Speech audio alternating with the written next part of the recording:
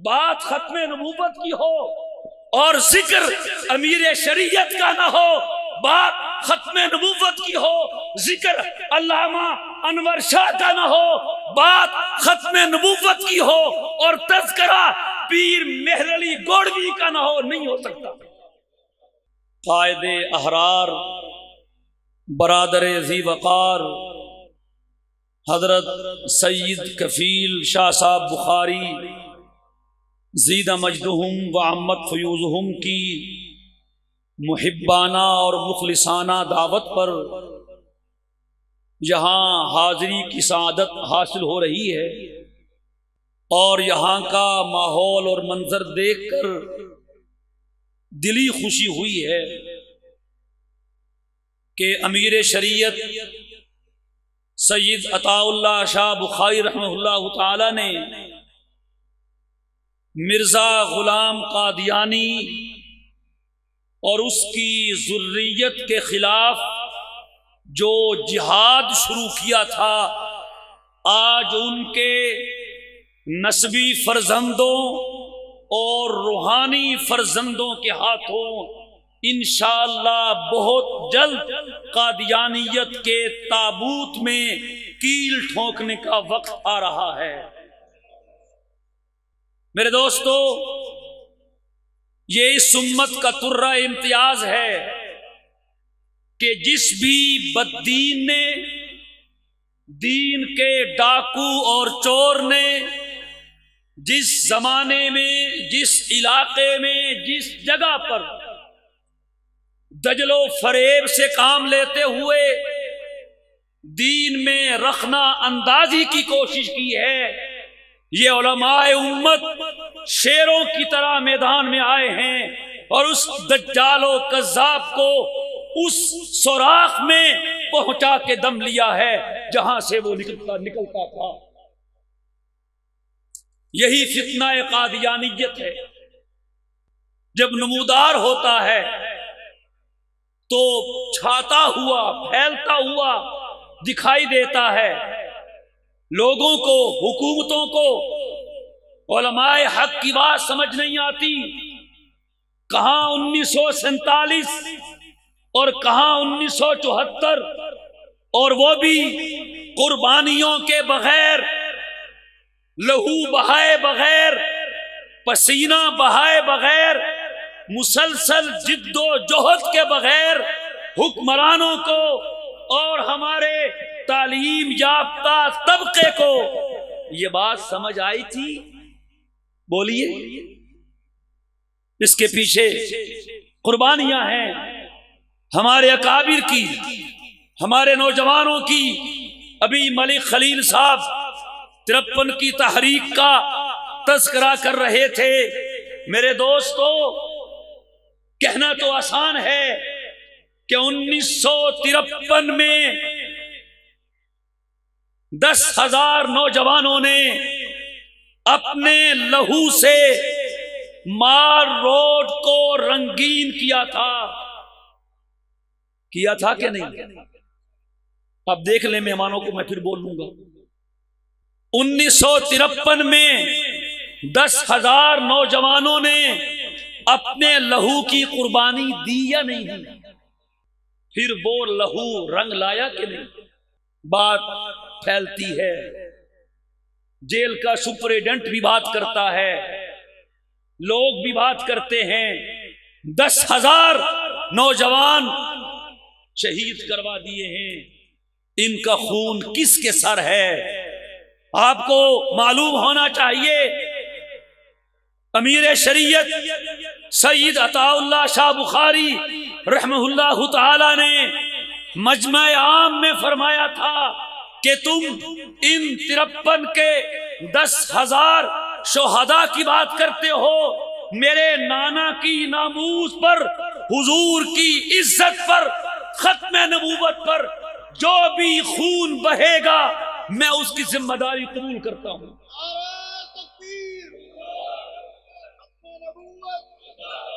اور قیامت کے دن اپنے نانا سے اس کو جنت لے کے دوں گا۔ اور ایسے نہیں کہہ دیا امام الہدا حضرت لاہوری رحمہ اللہ تعالی فرمایا کرتے تھے کہ میرا وجدان یہ کہتا ہے جب قیامت کا دن ہوگا ہر نبی اپنے اپنے حوض کوثر پہ جلوہ گر ہوگا، ہم سب کے آقا و مولا حضرت محمد مصطفیٰ احمد مجتبیٰ صلی اللہ تعالی علیہ وسلم اپنے اس حوض کوثر پہ جلوہ گر ہوں گے جس کے پیالوں کی تعداد آسمان کے ستاروں سے زیادہ ہوگی، اور ہمارے آقا کے حوض کوثر کی رونق سارے محشر میں بڑھ کے رونق ہوگی۔ نعت خان پڑھتا ہے اس دن اپنی آنکھوں سے دیکھیں گے کیا شان ہے، کیا شان ہے، کیا شان ہے محمد۔ حضرت لاہوری فرمایا کرتے تھے امت دیوانہ وار وہاں آ رہی ہوگی، آقا کسی کو جام کوثر پلائیں گے تو کسی کی طرف نظر کرم فرمائیں گے، کسی کو بھر کے دے دیں گے، اور دل کیا تو کسی کے منہ سے بھی لگا دیں گے۔ حضرت نفیس شاہ صاحب رحمہ اللہ تعالی فرماتے ہیں، اور وہ فرما سکتے تھے کہ ہو نصیب جام کوثر، یہ نفیس کی دعا ہے، مگر ایک حسین تمنا کہ حضور خود پلائیں۔ حضرت لاہوری فرماتے ہیں میرا وجدان یہ کہتا ہے جب حضرت سید عطا اللہ شاہ بخاری رحمہ اللہ تعالی محشر کے روز آقا کے حوض کوثر پہ حاضری دیں گے، آقا کھڑے ہو کے سینے سے لگا لیں گے اور فرمائیں گے عطا اللہ تم نے میری ناموس کا، میری تحفظ کا، میری عزت کا، میرے ختم نبوت کا کام کیا ہے، اپنے ایک ایک کارکن کو بلاؤ، وہ جنت کا دروازہ ہے، سب کو جنت میں لے جاؤ۔ نعرہ تکبیر، تاج و تخت ختم نبوت، مجلس احرار اسلام، حضرت امیر شریعت، نعرہ تکبیر۔ اور یاد رکھیے قیامت تک ختم نبوت کے نغمے گونجتے رہیں گے۔ قادیانیت آج ہے، خدا کی قسم کل نہیں ہوگی۔ کتنے آئے کتنے چلے گئے، میرے آقا و مولا صلی اللہ تعالی علیہ وسلم کی نبوت و رسالت کا آفتاب و مہتاب چمک رہا ہے، یوں ہی قیامت تک چمکتا رہے گا۔ میں پوچھتا ہوں قادیانیوں سے، تم بتائیے حضور کے بعد مسیلمہ آیا، اسود انسی آیا، دونوں کم وقت آقا کے زمانے میں آئے، سجائی، کتنے دجال کذاب آئے، وہ سچے نبی تھے یا نہیں؟ آپ سے نہیں پوچھتا، قادیانیوں سے پوچھتا ہوں، وہ کیا کہیں گے؟ بولیے نہیں تھے۔ حضور کے بعد غلام قادیانی سے پہلے جو مرتد اور دجال کذاب آئے انہیں مانتے ہیں یہ؟ بولیے۔ ہمارے نزدیک تو سب جھوٹے ہیں، حضور آخری نبی ہیں، دلائل سب بیان ہو چکے۔ تم سے پوچھتا ہوں کیا کہیں گے؟ جھوٹے ہیں کہ نہیں؟ جھوٹے ہیں۔ تو پھر کس دلیل کی بنا پہ جھوٹے ہیں؟ اور یہ تمہارا نام نہاد مدعی نبوت یہ سچا ہے، جس دلیل کی بنا پر وہ جھوٹے ہیں انہی دلائل کی بنا پر غلام قادیانی بھی جھوٹا ہے، اور جس دلیل کی بنیاد پر تم غلام قادیانی کو سچا مانتے ہو تو ان مدعیان نبوت کا پیروکار ان دلائل کی بنیاد پر ان کو سچا مانے۔ تم اسے کیا جواب دو گے؟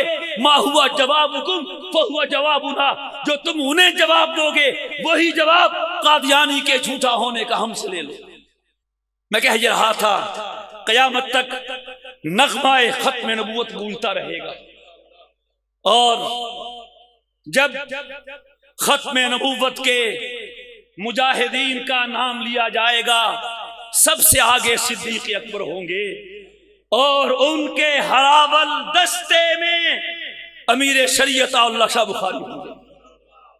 اور حضرت آپ کی نظر کرتا ہوں حضرت شاہ صاحب رحمہ اللہ تعالی کی نسبت سے جب بھی بات چلی موسم گل کی تم ہی موضوع سخن ٹھہرے.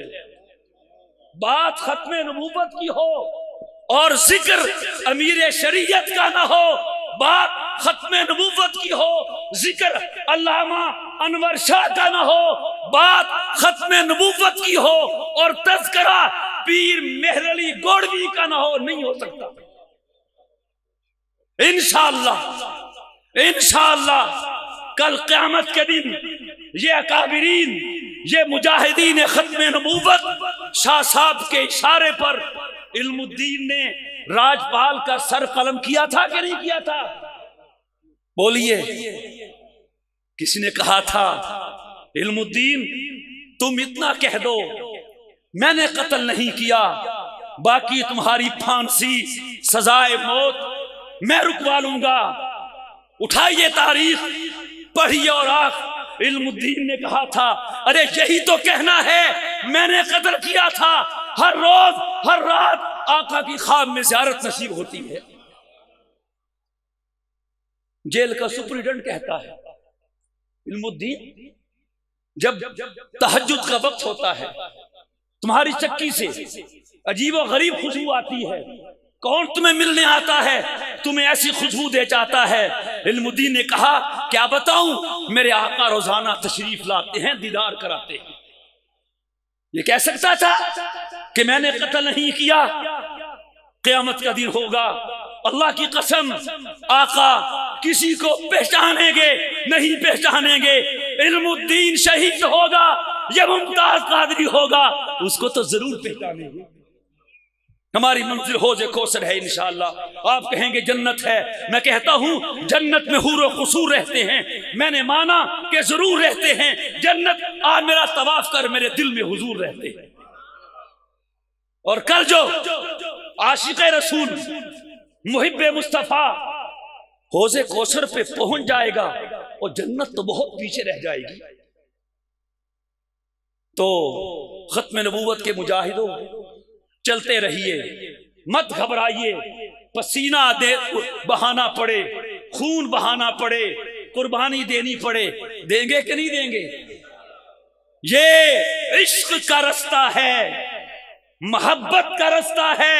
جتنا عشق اور جتنی محبت اس امت نے اپنے نبی سے کر کے دکھا دی ہے، خدا کی قسم کوئی کسی کے ساتھ نہ کر سکا ہے نہ کرے گا. تھکیں گے آپ اور انشاءاللہ اسی کاج کے صدقے میں ختم نبوت کا مسئلہ ہماری جان کا مسئلہ ہے.